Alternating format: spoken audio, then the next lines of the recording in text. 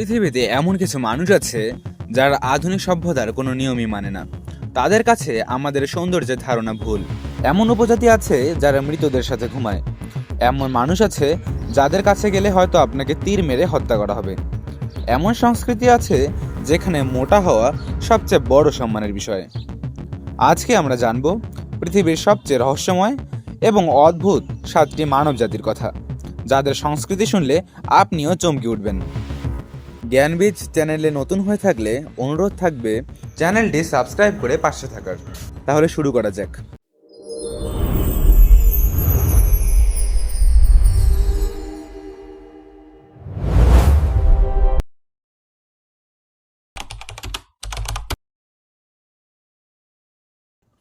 কল্পনা করুন একটা দ্বীপ, চারদিকে নীল সমুদ্র, দেখতে স্বর্গের মতো।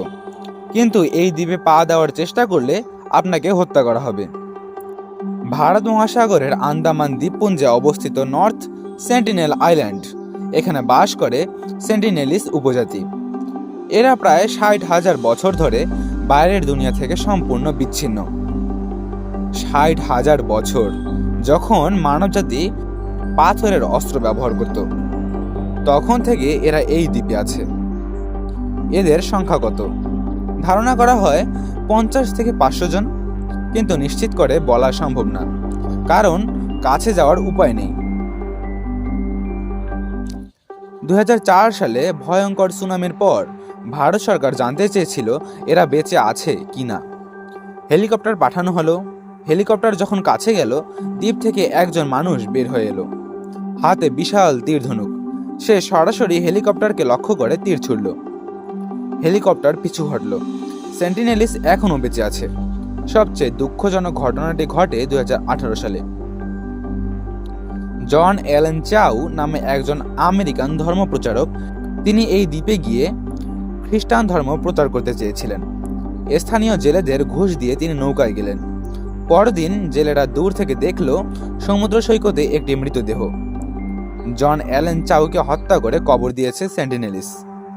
ভারত সরকার এখন এই দ্বীপের 3 নটিক্যাল মাইলের মধ্যে যাওয়া সম্পূর্ণ নিষিদ্ধ করে দিয়েছে। সেন্টিনেলিস চায় না আমরা তাদের কাছে যাই, এবং সেটাই হয়তো সঠিক।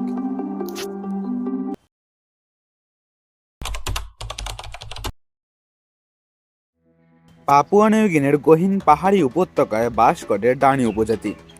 এরা বর্তমান বিশ্বের সবচেয়ে প্রাচীন সংস্কৃতির একটি।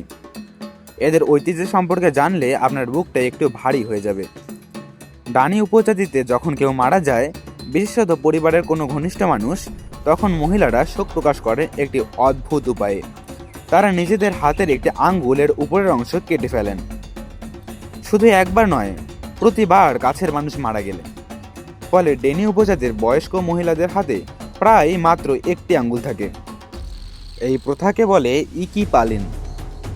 আঙ্গুল কেটে ফেলা হয় কারণ মনে করা হয় শারীরিক ব্যথা মানসিক ব্যথাকে কিছুটা কমায়, এবং পরিবারের প্রতি ভালোবাসা প্রকাশের এটাই ছিল তাদের ঐতিহ্যবাহী পথ। এখন ইন্দোনেশিয়া সরকার এই প্রথা নিষিদ্ধ করেছে, কিন্তু প্রত্যন্ত অঞ্চলে এখনও কিছুটা প্রচলিত। ডানি পুরুষরা পোটেকা পরেন। এটি হলো লম্বা লাউ দিয়ে একটি ঐতিহ্যবাহী পোশাক। এটি তাদের সংস্কৃতির গর্বের প্রতীক। প্রতি বছর বালিয়াম ভ্যালি নামে একটি উৎসব হয়, যেখানে দুটি উপজাতির মধ্যে সাংস্কৃতিক যুদ্ধের অনুশীলন হয়। হাজার হাজার পর্যটক এটা দেখতে যান। ডানি উপজাতি তাদের নিজস্বতা ধরে রেখেছে গর্বের সাথে।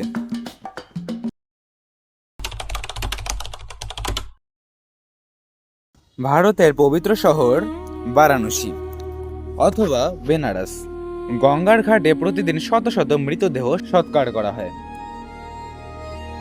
এই শ্মশানেই বাস করে অঘরী সাধুরা। হিন্দু ধর্মের সবচেয়ে রহস্যময় এবং চরম একটি সম্প্রদায়। অঘরীদের বিশ্বাস ঈশ্বর সর্বত্র আছেন। পবিত্র এবং অপবিত্র বলে কিছুই নেই, সবকিছুই ব্রহ্মের অংশ। এই বিশ্বাস থেকে তারা এমন সব কাজ করেন যা সাধারণ মানুষের কাছে অকল্পনীয়। অঘরী সাধুরা মৃতের খুলিকে পানপাত্র হিসেবে ব্যবহার করেন। তারা শ্মশানের পাশে ধ্যান করেন মৃত্যুকে জয় করার জন্য। তাদের শরীরে থাকে চিতার ছাই। তারা বিশ্বাস করেন মৃত্যুকে ভয় পেলে ঈশ্বরকে পাওয়া যায় না, তাই মৃত্যুকে আপন করে নিতে হবে।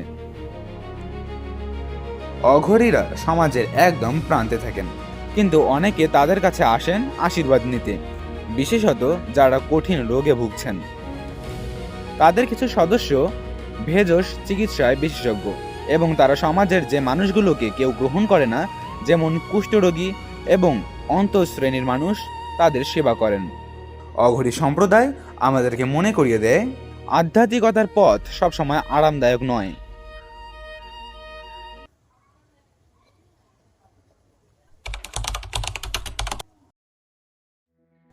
পূর্ব আফ্রিকার বিস্তীর্ণ সাভানা, যেখানে সিংহ ঘুরে বেড়ায় স্বাধীনভাবে। এই সাভানায় বাস করে মাসাই উপজাতি। এরা পৃথিবীর অন্যতম গর্বিত এবং যোদ্ধা জাতি। মাসাই উপজাতিতে একজন ছেলে পুরুষ হিসাবে স্বীকৃতি পায় কখন জানেন? যখন সে একটি সিংহকে একা হত্যা করতে পারে, শুধু একটি বর্শা নিয়ে। এই প্রথার নাম ওলামাইয়ো। তরুণেরা দল বেঁধে সিংহের সন্ধানে বের হয়। প্রথম জন যে সিংহকে বর্শা দিয়ে আঘাত করে, সে পায় সর্বোচ্চ সম্মান। কিন্তু আজকে কেনিয়া এবং তানজানিয়া সরকার এই প্রথা নিষিদ্ধ করেছে, কারণ সিংহ বিপন্ন প্রজাতি। এখন অনেক মাসাই তরুণ নতুন পথে সাহসিকতা প্রমাণ করছে। মাসাইদের আরেকটি অদ্ভুত ঐতিহ্য হলো তাদের নাচ, আদুমু। আদুমু নাচের এই নাচে পুরুষেরা একসাথে লাফ দেয়। যে সবচেয়ে উঁচুতে লাফ দিতে পারবে সে সবচেয়ে সম্মানীয় যোদ্ধা। এবং মাসাইরা গরুকে মনে করে পৃথিবীর সবচেয়ে মূল্যবান সম্পদ। একজন মাসাই পুরুষের সম্পদ মাপা হয় তার গরুর সংখ্যা দিয়ে। বিয়েতে কনে পক্ষকে গরু দিতে হয়।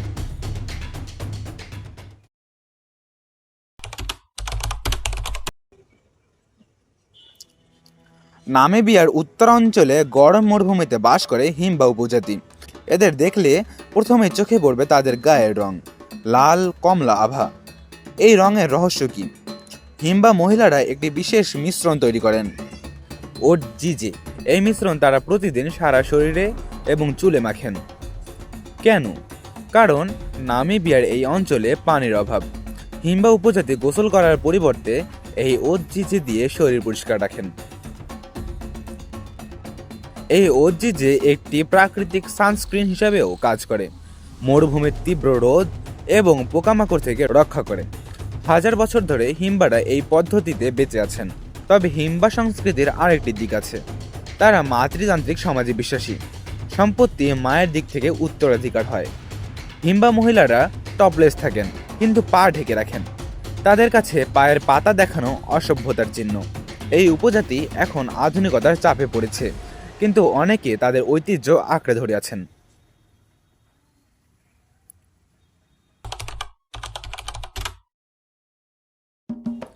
ইথিওপিয়ার দক্ষিণে ওমো নদীর উপত্যকায় বাস করেন মুরসি উপজাতি। এদের দেখলে আপনি অবাক হয়ে যাবেন। মুরসি মহিলাদের নিচের ঠোঁটে থাকে একটি বড় মাটির থালা, লিপ প্লেট বলে পরিচিত এই ডিস্ক। এটি কিভাবে পড়া হয়? মেয়েদের বয়স যখন 15-16 হয়, তখন নিচের ঠোঁটে একটি ছিদ্র করা হয়। ধীরে ধীরে বড় বড় ডিস্ক পড়ানো হয়। প্রতিবার এই ডিস্কের সাইজ ধীরে ধীরে বাড়তে থাকে। পূর্ণবয়স্ক হওয়ার পর ঠোঁট প্রসারিত হয়ে 20 সেন্টিমিটার পর্যন্ত হতে পারে। কেন এই প্রথা? মুরসি সমাজে মনে করা হয় ডিস্ক যত বড়, মেয়ে তত সুন্দর এবং শক্তিশালী। বিয়েতে বড় ডিস্কের মেয়ে বেশি গরু পায়, কারণ সে বেশি মূল্যবান। তবে সাম্প্রতিক গবেষণা বলছে এই ডিস্ক পরা এখন অনেকটাই ঐচ্ছিক হয়ে গেছে। পর্যটকদের সামনে ডিস্ক পরেন অনেকে, কারণ পর্যটকরা ছবির জন্য টাকা দেন। কিন্তু মুরসি উপজাতির পুরুষেরা যোদ্ধা হিসেবেও পরিচিত। তারা একটি লাঠি যুদ্ধের খেলা খেলেন, ডোঙ্গা বলে। এই যুদ্ধে বিজয়ী পুরুষ সবচেয়ে সম্মানীয় বর হওয়ার সুযোগ পান।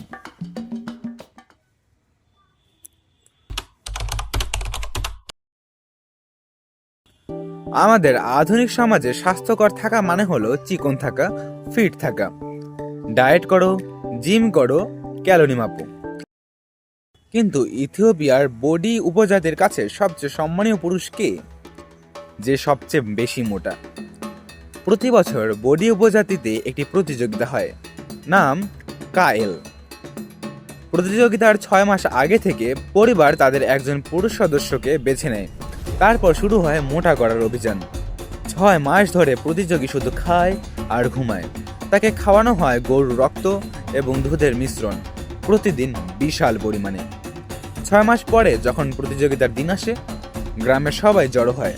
প্রতিযোগীরা হাঁটতে পারে কষ্টে, কারো কারো শরীরে চর্বির কারণে হাঁটা কঠিন হয়ে যায়। বিচারকরা দেখেন কে সবচেয়ে বেশি মোটা হয়েছে। বিজয়ী পায় গ্রামের সর্বোচ্চ সম্মান, তাকে বীরের মতো উদযাপন করা হয়। প্রতিযোগিতার পরে সে আবার স্বাভাবিক খাওয়ায় ফিরে যায়। ধীরে ধীরে ওজন কমে। বডি উপজাতি আমাদের মনে করিয়ে দেয় সৌন্দর্যের সংজ্ঞা জায়গায় জায়গায় আলাদা। পৃথিবীতে সৌন্দর্যের কোনো একক মানদণ্ড নেই। আজকে আমরা জানলাম 7টি অসাধারণ মানবজাতির কথা। সেন্টিনেলস, যারা 60 বছর ধরে একা।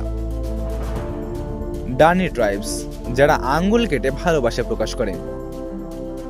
অঘরী, যারা মৃত্যুকে জয় করতে মৃত্যুর সাথে বাস করে। মাসাই, যারা সিংহের সাথে লড়াই করে পুরুষ হয়।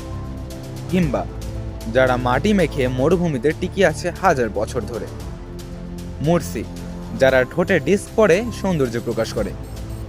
বডি পিপল, যাদের কাছে মোটা হওয়া মানে শক্তিশালী হওয়া এবং সবথেকে সম্মানিত হওয়া। এরা আমাদের থেকে আলাদা, কিন্তু এরাও মানুষ। এদের সংস্কৃতি আমাদের কাছে অদ্ভুত মনে হলেও আমাদের সংস্কৃতিও তাদের কাছে সমান অদ্ভুত। পৃথিবী অনেক বড়, মানুষ অনেক বৈচিত্র্যময়। এই বৈচিত্র্যই পৃথিবীকে সুন্দর করে। আপনার কাছে কোন উপজাতির গল্প সবচেয়ে আশ্চর্যজনক এবং ইন্টারেস্টিং লেগেছে কমেন্ট করে জানান।